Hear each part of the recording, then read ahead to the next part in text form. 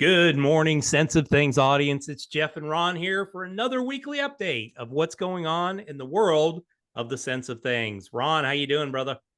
Good morning. There's always some interesting things. I know you got some fun stuff. I got some fun stuff, and we'll always sprinkle in some business and economic things too. Absolutely. And today is one of our learning sessions too. So at the end, I'm going to share with you guys a little bit about answering the question, how much do I need for retirement? We heard from the federal government this week that it takes about 1.4 million for the average American to live in retirement. So we're going to figure out how we come up with that number, and I'm going to show you a quick back of the napkin way of doing that. So stay tuned for the end of the show. So I think, Ron, you had some stuff to start with, correct? Yeah, always some good fun stuff here. So here we go. Let me know when you see it. There you go. So some bad business decisions. Everybody remembers Excite.com, one of the original search engines. Yep. They passed up for buying Google for under $1 million. Oh, they would have screwed it up. Exactly. And that's actually what this article talks about, that they made up just, it's like Facebook, right? They buy a competitor to just get rid of them. Yeah. And I don't think Google would ever have been what it is today if Excite would have bought them. Remember, Microsoft had a $40 billion deal on the table to buy Yahoo. Yep. 20 something years ago. And the board didn't approve it, Yahoo's board. And here they are, they're sucking wind now. So I thought that this was a fun, bad decision, but maybe it was a great decision for Google that they did pass on them. The best business and the good part is Google then went on to buy up some competitors and integrate them in smartly into their business, like YouTube and all that. They basically own number one and number two search engines in the world now. So that would have not happened with Excite. I don't even remember using Excite, quite frankly. I remember, what was the dog one that had the dog logo? Oh, darn. What the hell was the name? I can't remember. Anyway, there was a bunch of them out there. Yeah, I used to use Netscape. I used Yahoo a lot in the early days. And then Ask Jeeves, I remember, was one of the other key, like the first. Yeah, that was one of the very first ones. So I got you. All right, we got one more. This is one of my favorite ones. Blockbuster rejecting to buy Netflix. Bye-bye, Blockbuster. Yeah, so much for that idea. I think that if I remember correctly now, the final Blockbuster video, the one that was left up in Portland, finally closed. I think last year or during the pandemic or something like that, they closed. But they were awesome because they had the best Twitter channel ever. It was the funniest thing ever, just watching what they would put out. The amazing thing is this was before Netflix went streaming. Yeah. So think about it again. What was Blockbuster's bread and butter and cash flow? Renting out DVDs and tapes, right? How resistant would they have been to streaming? Because they're 100%. Looking at it. Yeah, they're looking at it from the point of, hey, people still want to come into the video store and browse and everything else. No, I do not overlook the laziness of the American consumer anymore. If it can be delivered to them, they're going to do it that way. But think about it. With all the inventory they had, all the brick and mortar, they would have squashed streaming, because that means all their stores would have gone away. It's just like we talked about in the last episode, Kodak rejecting the digital camera. It's the same thing. It's the same thing. So I thought this was funny. All right, so let's jump into it. I'm going to go through some of these slides quickly. This is a reiteration of like where we are with some of the things that we have just beaten the drum on over the last year. Here it is. Credit card rates are just at an absurd level again, and they keep ticking up.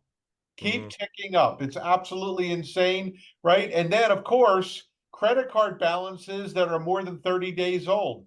Here we are at a 15-year high. So here it is. People keep putting more. Credit card debt rollover balances are near 1.1 trillion at like almost 22%.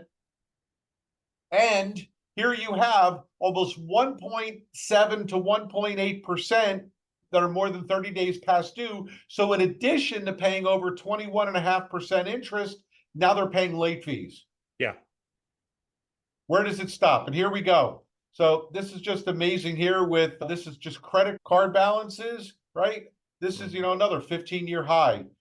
Credit card and revolving plans. This isn't going to stop. This is the one that's almost near 1.1 trillion. How can this happen? And we already talked about a couple prior episodes. Banks and credit card companies are not increasing credit lines. Nope. They want people to pay because at some point, bankruptcies are just going to spike and go parabolic.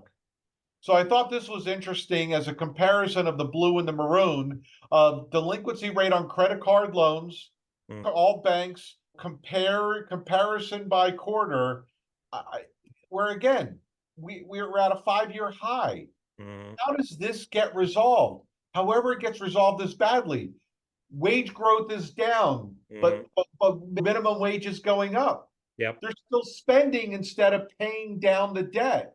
Instead of going out, they pay down the debt, but if they stop going out, then those businesses would suffer. At some point, you may feel a big owie. That big owie is a bite in your rear end.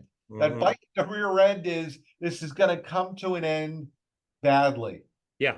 And it's going to come from that point where there's not the new jobs that are out there, or the jobs are going to decrease, unemployment's going to go up, and that's going to just cause a flutter effect going in. So once People again, have to stop going to restaurants.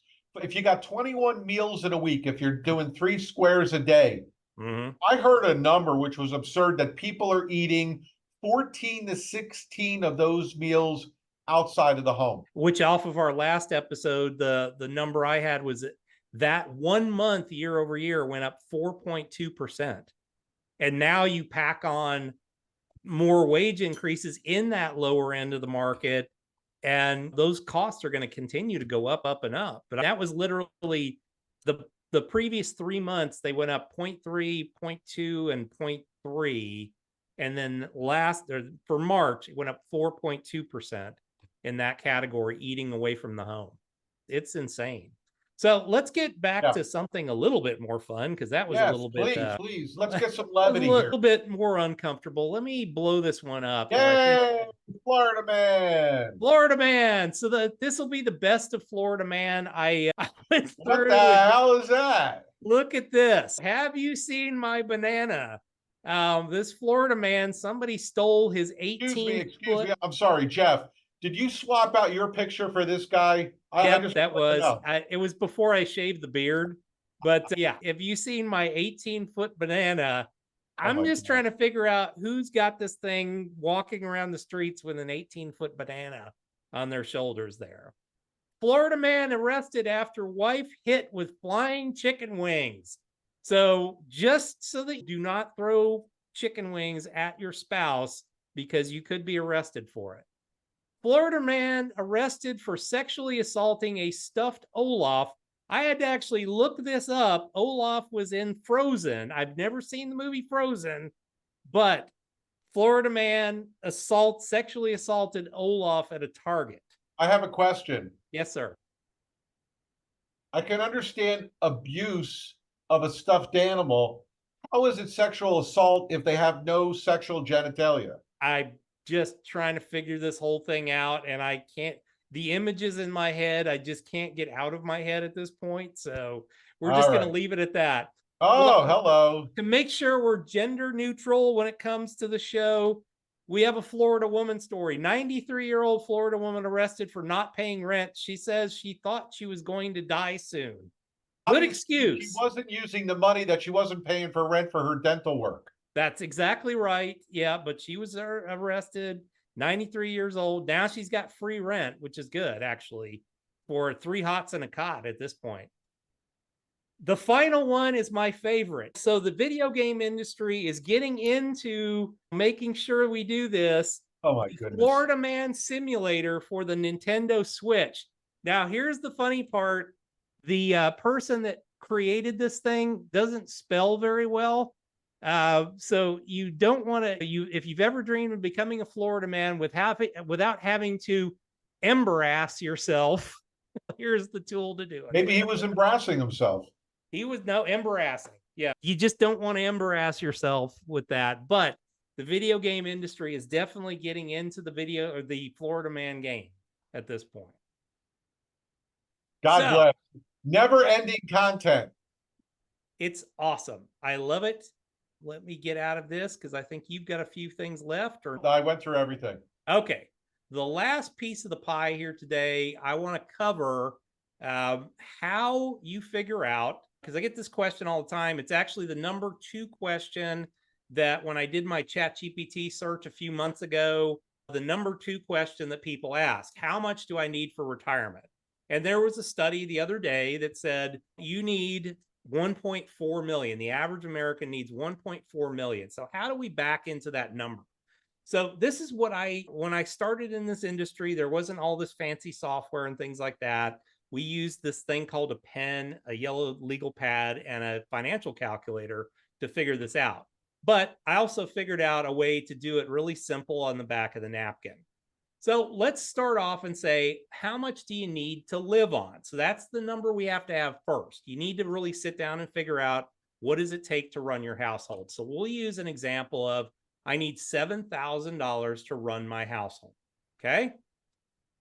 All right. How much am I going to get from Social Security? So when I get to retirement, so let's say full retirement, I'm going to make $2,150 a month. That's your average American making $60,000 to $70,000 a year. They're going to make about $2,100 from Social Security. Okay. All right. So we need to take our 7,000 that we need minus our Social Security. That gets us to $4,850 per month. That's what our investments need to actually make. Now, there might be other sources of income that you have. Let's say you have a pension. Let's say you have oil wells or whatever else. You just subtract all that out to get to this main number here, this 48. Don't forget, you got to take taxes out of Social Security. Yeah, we're not even going to worry about that at this point. We're just big dollars and we'll work our way down. So my investments need to generate $4,850. So let's talk about withdrawal rates now. So if you talk to financial planners, advisors, they will typically tell you that you can take a withdrawal rate of 4 to 5%. Ron, is that the number you use? The 4%, I don't actually, because the 4% rule worked back in the day. It has basically been debunked in the last 10 years because of inflation and so many other costs that have come into play that really weren't around 25, 30, 40 years ago. Yeah. It really depends. It's a case by case basis. So that may work for a lot of people. Yeah, it is. And it's the rate I use because if I'm running the money for people, I know where I know where the top end number is, what I can make them with the strategies that I use. And then subtracting out inflation gets me to that withdrawal rate number. But for a safe basis, I'll typically tell somebody 4 to 5% is where you would want to be. Typically, if you're retiring younger, I would say 4 is a much more conservative number. If you're retiring later in the 70s, let's say you retire around age 70, 5% probably will work, but you've really got to watch your top end growth number that you have in your portfolio. But for grins, we're going to use that. We need to then figure out what your withdrawal factor is. So your withdrawal factor in the case of 4% is 25. So where did we come up with that number? 100% divided by 4 is 25. 100% divided by 5 is 20. So that's a factor we can work with to come into this number. So now let's actually do the math. So we need our investments to generate $4,850 a month times 12 times 25 if we're using the 4% scenario. So that means we need to have $1.455 million, right on that number that just came out this week. What about 5%? So if I am going to withdraw 5%, or if I have a portfolio that'll support that withdrawal rate, 4,850 times 12 times 20, 1.164. So that's a way that you can back of the napkin your way into what your final number needs to be. Now, if your final number ain't there, what are you going to do about this? There's a ton of different strategies that I use. This is the point where you need to find a good financial planner that understands how to that can look beyond just your portfolio. So it might be that you have $600,000 in your home, in equity in your home. You can use that equity through a reverse mortgage to make this number a little bit less. Maybe 4850 includes a $2,000 mortgage. If you could eliminate the $2,000 mortgage, I don't have to have near as big of a portfolio there. Making sure that your portfolio is generating the right amount of money, making sure that you're protecting that income that you need with something that's guaranteed. So there's a ton of different strategies. Can you do this DIY yourself? Yeah, but should you? No. Find somebody that can work with you. That's where we help you make money as an advisor. It doesn't have to be Ron or I, but find somebody that's a good planner that understands this stuff. Ron, do you have any comments on that? I do, because it's interesting you did it this way. I'm going to give you my back of the napkin dirty math with how I work with prospects. And that's the following. I know all day, at least for the time being in the last many years, I can get 5% annually for a client very simply. So what I always say is, okay, how much income do you think you need on an annual basis? Because the way we like to build our portfolios is we want you to live off the dividends and interest and not touch principal. Yep. So how do we get there? Real simple numbers.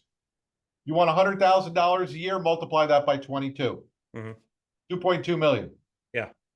That's it. That's how we get there. That's your bogey. You get to 2.2 million, I could get you $100,000 a year pretty simply with some buffer room, not including Social Security. That's my quick calculation when people are like, how much do I need for retirement? How much do you think you need annually? You need 100,000 times 22, you need 2.2 million. Yeah. You're like, oh my God, I'm 55 and I only have 75. Okay, we're not going to get there. Yeah. Okay. But let's try and plan accordingly. But that's just the quick down and dirty number to work with before you get knee deep and waist deep into good financial planning software. Absolutely. But like I said, this is a number for those of you that are sitting out in the audience today and you're still trying to wonder about that. If you're sitting there at 55 with 70 or 100 grand, you need to work with somebody quick to figure out how you're going to get there and have a strategy in place for the next 10 to 12 years to make sure that you put yourself in the right kind of position.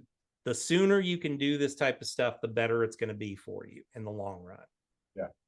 No, good stuff. Good stuff. Hopefully that was helpful. Yes, I hope everybody enjoyed that. Once again, we do these shows for you guys, so make sure that you subscribe to the channel so you don't miss a show, and make sure you give us that upvote so that we know that you're out there. Certainly ask questions through the comments. We're glad to help out at that point. We'll see you guys back here in the next week or so. Both of us are going to be traveling for a couple weeks, so we may skip a week here in the process, but we will be back in the next week or so. So we'll see you guys back here the very next time.